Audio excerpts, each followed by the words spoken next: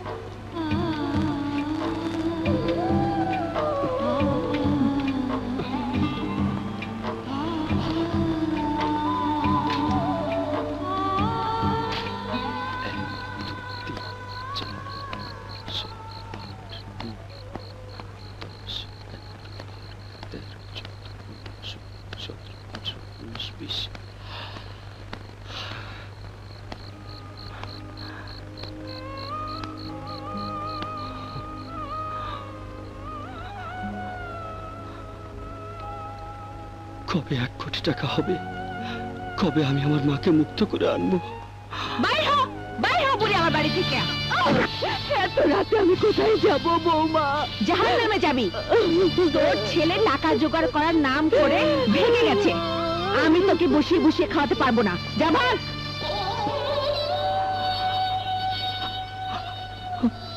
আমার মা,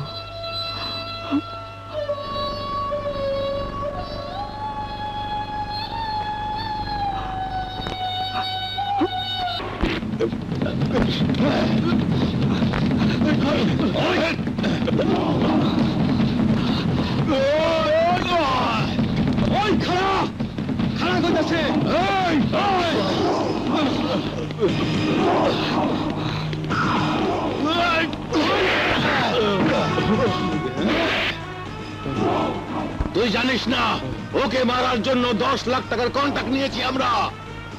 10 লাখ? ভাগ চাইলে ভাগ পাবি, আমাদের দলে চলে আয়। বাবা, তুমি ওকে বাঁচাও, আমি তোমাকে 20 লাখ টাকা দেবো। 10 লাখের চেয়ে 20 লাখ তো অনেক বেশি টাকা।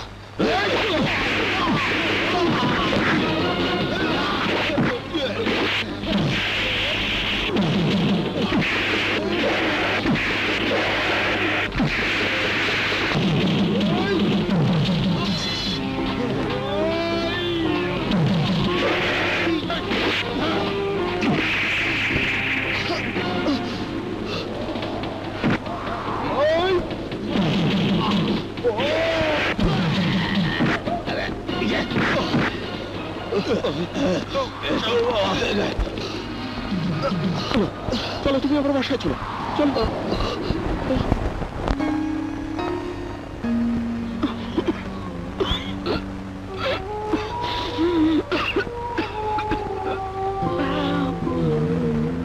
কি হচ্ছে? পানি।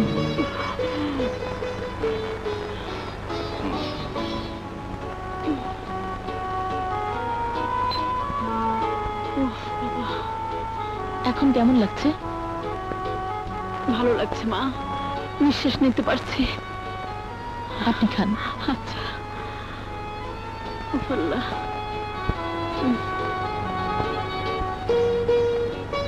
চলো।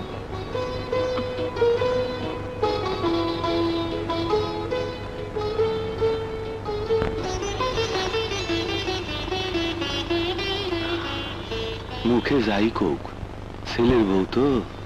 এটা কি দেখালি তুই? হঠাৎ করে ছেলের বউ সাজার ইচ্ছে হলো কেন? তোর কাছে কি তাই মনে হয়েছে? আমার কিন্তু কোনো কিচ্ছু সাজার ইচ্ছে হয়নি। আমি যা করেছি ওই জায়গাতে যে কেউ থাকলে একই কাজ করব। তোর আরো কিছু জানার ইচ্ছে থাকে তাহলে শোন, আমার শত্রু কিন্তু ছেলে, ছেলের মা নয়। তারপরও মনে করিয়ে দিই, এই মা কিন্তু ছেলের অহংকারে অহংকারী মা। তাই এমন কোনো ব্যবহার তোর করা ঠিক হবে না যে ব্যবহারে মনে করতে পারে তুই দুর্বল হয়ে যাচ্ছিস।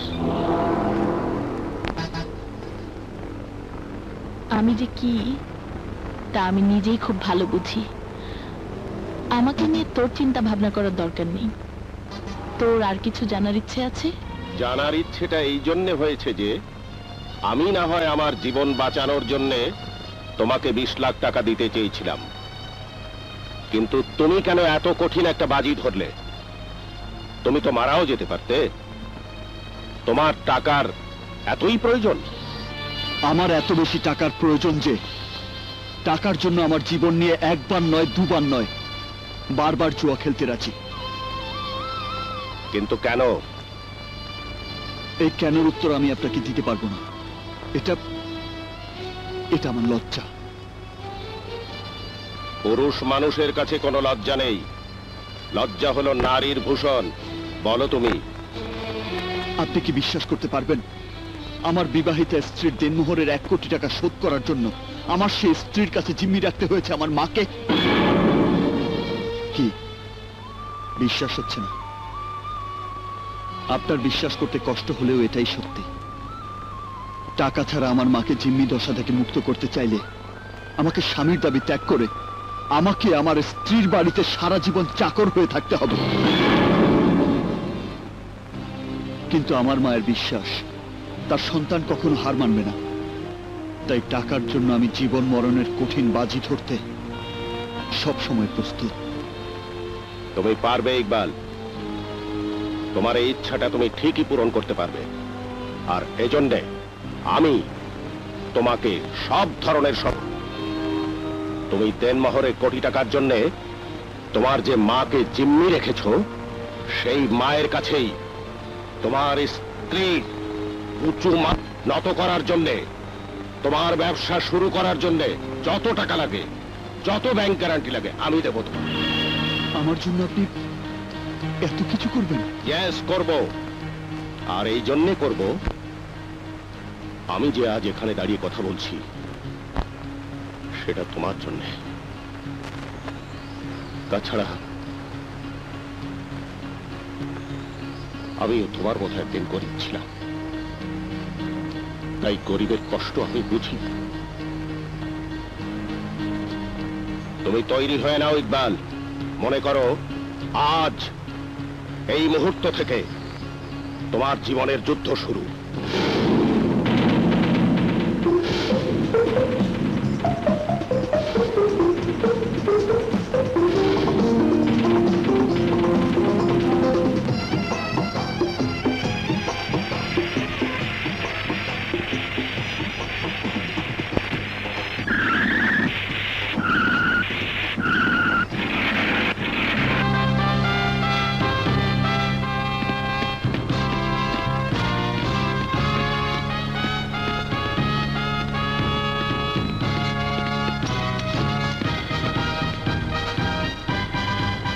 বসুন আপনারা।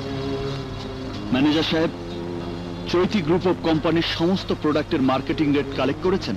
জি স্যার, এই দেখো।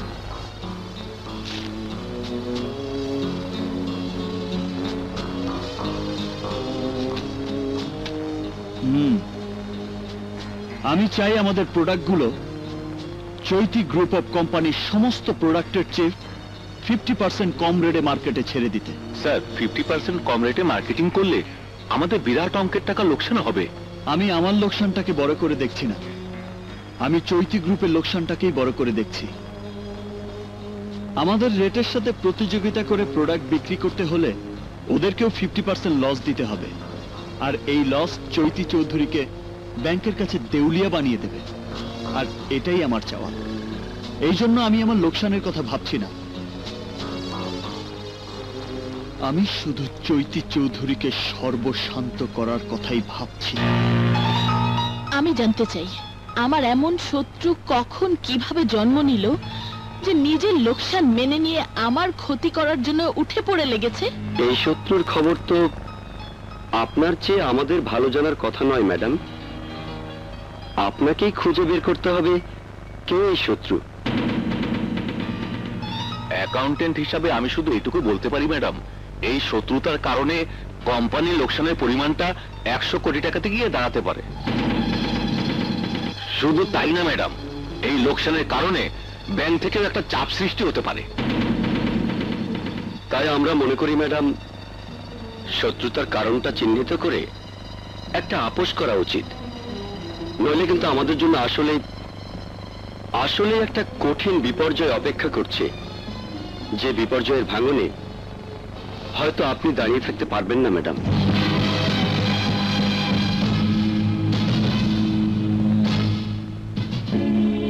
কি বলছিস তুই? চৈতিকে আমি দাঁড়িয়ে থাকতে দেব না। ইতিমধ্যে ওর ধ্বংসের সব আলামত তৈরি করে দিয়েছি। এবার ওকে উপর থেকে নিচে নেমে আসতেই হবে। তুই দেখছি প্রতিশোধ নিয়ে পাগল হয়ে গেছিস। ঠিক বলেছিস, আমার এই পাগলামি চৈতি চৌধুরীকে ধ্বংস করা। চৈতি চৌধুরী আমার জীবনের সবচেয়ে বড় সম্পদ জিম্মি করে রেখেছে। বিনিময়ে আমি ওর চোখের ঘুম হারাম করে দেব। চৈতি চৌধুরী জানে না ওর শরীরের প্রতিটি শিরা ও উপশিরা বন্ধ হতে চলেছে। আগামীকালের ব্যবসায়িক সমিতির নির্বাচনের পরেও বুঝতে পারবে চৈতি চৌধুরীর দিন শেষ।